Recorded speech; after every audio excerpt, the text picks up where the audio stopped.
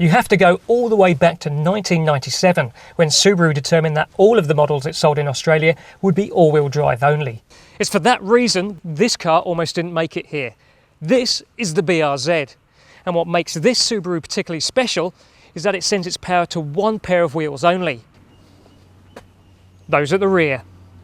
Subaru has been synonymous with world rallying and all-wheel drive since Colin McRae drove sideways to the 1995 championship title.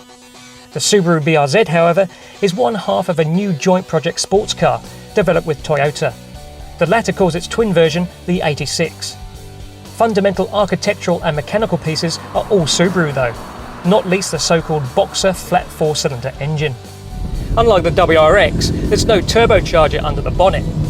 So while the more famous sporty Subaru with 3 capital letters in its name has 195 kilowatts, the BRZ has just 147. That may sound slightly disappointing on paper, but I can assure you, it's anything but. There are a number of reasons for that. The BRZ has a low slung stance that helps it sit low on the road.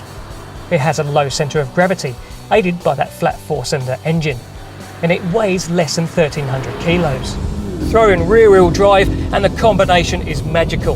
The key to the BRZ's terrific dynamics is how the engineers have finely balanced tyre grip and engine power. The steering plays its part too. It's Porsche-like, accurate, direct, and loaded with feel. It's a couple of seconds slower from 0 to 100 than the Porsche Cayman, against which it was benchmarked. That's 7.8 seconds for the record. The BRZ's engine doesn't sound as good either as the Cayman's 6-cylinder that also sits horizontally. It's still satisfying to a certain degree though. The BRZ's engine doesn't pulsate quite as engagingly as the WRX's.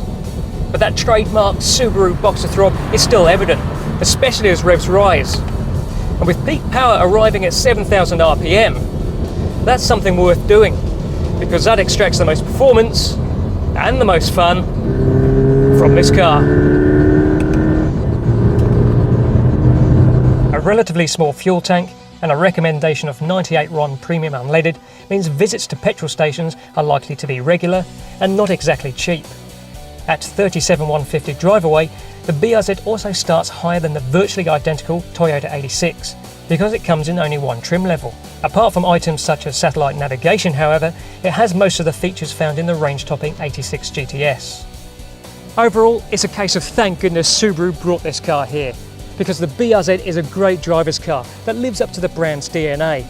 And the fact it isn't all-wheel drive is actually a huge bonus. But one question remains: can the BRZ be as much of a cult car as the WRX?